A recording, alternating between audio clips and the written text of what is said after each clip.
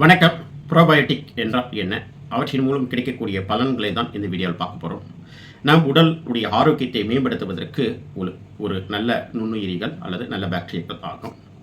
இது முக்கியமாக தயிர், மோர், இட்லி, தோசை போன்ற உணவுகளிலும், பழைய சாதம், கம்பு கூழ் போன்ற புளிப்பு நிறைந்த உணவுகளிலும் இந்த ப்ரோபயோட்டிக் சத்தானது அதிகமாக காணப்படுகின்றது.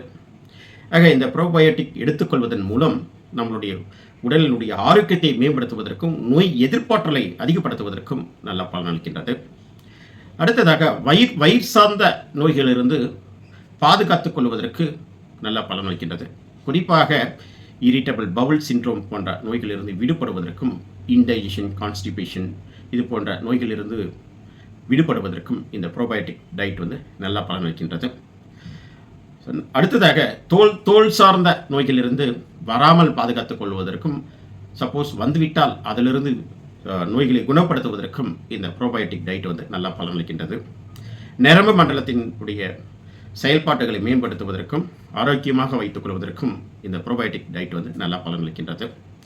அடுத்ததாக நம்முடைய ஆரோக்கியத்தை ஓவரால் ஆரோக்கியமாக இருப்பதற்கு, நோய் நொடி இன்றி ஆரோக்கியமாக வாழ்வதற்கும் இந்த ப்ரோபயோட்டிக் டயட் நல்ல பலனளிக்கின்றது.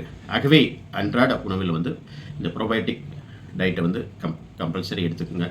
அவ்வாறு எடுக்கும்போது நாம் ஆரோக்கியமாக இருப்பதற்கும் ஆரோக்கியமாக வாழ்வதற்கும் இது ஒரு நல்ல பலனளிக்கும். இது போன்று மீண்டும் ஒரு நல்ல தலைப்புடன் பார்ப்போம். நன்றி, வணக்கம்.